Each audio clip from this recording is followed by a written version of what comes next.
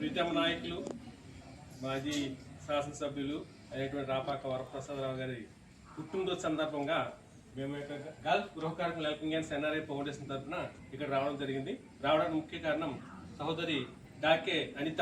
ఈమెకు కన్ను కంప్లైంట్ అంటే 2 లక్షల రూపాయలు ఖర్చు అవుతుందన్నారు వైద్యులు. అలాగే కుటుంబం కూడా నిరుపేద కుటుంబం.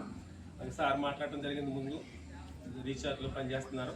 దాని నిమిత్తం ఆమెకు 11,000 రూపాయలు సహాయంగా ఈరోజు గ్రూప్ తరఫున మన ఎమ్మెల్యే గారు పుట్టినరోజు సందర్భంగా ఈరోజు ఈమెకి ఇవ్వడం జరుగుతుంది. అవి ఆయన చేతుల మీద అందిస్తారు. ఈ సహాయాన్ని అందించినటువంటి వారు గల్ఫ్ నుంచి పంపించినటువంటి వారి పేర్లు చదువుతారండి. ప్రవాసాంధ్రులు ప్రజాసేవకుడు కువైట్ ఎన్ఆర్ఐ రాపాక ఆదాం ప్రసాద్ గారు, కోనసీమ జిల్లా శనిటిపల్లి, ప్రస్తుతం కువైట్లో ఉన్నారండి. అలాగే బొబ్బనపల్లి తాతారావు గారు, పశ్చిమ గోదావరి జిల్లా కోరుకుళ్ళు, ఈయన కూడా గల్ఫ్ దేశంలో ఉన్నారు.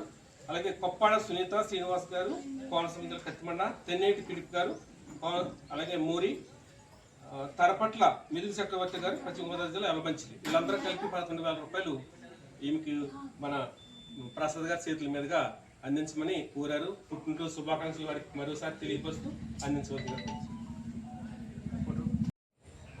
మరి ఈరోజు గల్ఫ్ గృహ కార్మికుల హెల్పింగ్ హ్యాండ్ ఈ ఒక సేవా సంస్థను ఏర్పాటు చేసి ఈ సంస్థ ద్వారాగా పేదలకి, ఎవరైనా పేద ప్రజల నుండి అనారోగ్యంగా ఉన్న వాళ్ళకి కానీ ఏదైనా యాక్సిడెంట్లు ఎటువంటివి జరిగినప్పుడు ఆపద కాలంలో ఆదుకోవడానికి ఈ సంస్థ పనిచేస్తూ ఉంది. చాలామందికి నా ద్వారాగానే డబ్బులు ఇవ్వడం కూడా జరిగింది. అలాగే అనారోగ్యంగా ఉన్నటువంటి నేరేడుమిల్లి గ్రామానికి చెందినటువంటి పశ్చిమ గోదావరి జిల్లాకి సంబంధించి నేరేడుమిల్లి గ్రామానికి చెందినటువంటి అనిత దాకే అనేటువంటి అమ్మాయికి కళ్ళు కూడా సరిగ్గా కనిపించే పరిస్థితి లేదు.